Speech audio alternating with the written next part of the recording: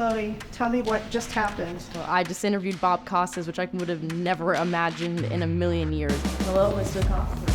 Hello, Chloe. How are you? I mean, he's someone I've grown up watching, especially to the Olympics, Sunday Night Football in America on NBC. Can I go this way instead of that way? Is that okay? Brutally honest and open. A lot of it is just BS, but there's good BS and bad BS. And I've made a career on good BS. Probably top highlight of my college career so far. Here we go. All good? So, Mr. Costas. Yes, Chloe. I'm a junior here at Syracuse, studying broadcast digital journalism. I mean, anxiety kicking in a little bit, right? And 2 years from graduating, entering the real world. When you look back at your time at SU, your first, your second job. Yeah. What did that teach you about yourself, good or bad, and about the industry overall? Well, I was so lucky because I got a job doing the games for the Eastern Hockey League's Syracuse Blazers while I was still a senior.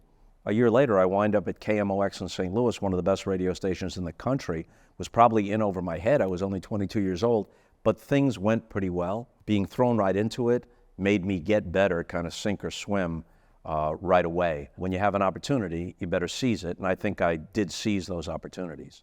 Looking back at SU, I mean, I think any student here that's studying sports broadcasts, we come here to be like you, like Mike Tirico, like Beth Mowens for me especially. Yeah.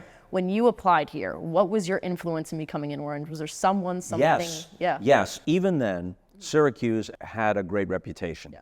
Now it's so much easier to Google stuff and get information. Then you went to your guidance counselor at high school and he or she said, oh, so you're interested in journalism. Here's a pamphlet from Northwestern. Here's one from Missouri. USC. And here's one from USC, and here's one from Syracuse. So then I read in a Knick yearbook that both Marty Glickman, the original voice of the Knicks, and his protege Marv Albert had gone to Syracuse. Well, that's good enough for me. Those are broadcasters I idolized. It's far enough away from home that I'm not home anymore, but close enough that I can drive home. And they play big-time sports. So I'll have a chance maybe to broadcast the games on the student station. That was all the deep thinking that went into my decision. But it turned out to be one of the best decisions I ever made. Why do you keep coming back here? What about the campus here, the community, makes you love being a part of this Syracuse Alumni Network? Well, I have so many connections and a lot of friends who still live in Syracuse. And every time, and there's more and more of them, every time some Syracuse alum makes his or her mark in sports broadcasting, I think it's a point of pride for all of us. You know, it's a very proud legacy. And without Syracuse, I don't know how my life and career would have turned out. I'm grateful and always happy to pay back if I can. Overall, for anyone that wants to be the next you, what's your advice? I never had a plan like, okay, now I have this job, now I need that job. I never did that. What I did try to do was get better at each step along the way. And then things were offered to me. But in every case, I was just trying to do the best possible job I could. And then if you did, then, you know, your standing improves with that. What makes you proud of, you know, the kids that are coming through here, coming through this program, and seeing where they go when they graduate? I think it's become self-fulfilling. You can't turn around in a network office and not bump into a bunch of Syracuse people. People are constantly coming up, Bob, I went to Syracuse. Well, that's great. You're part of the lineage now. And it isn't just sportscasters or broadcasters alone. It's producers, it's directors, it's people in different positions.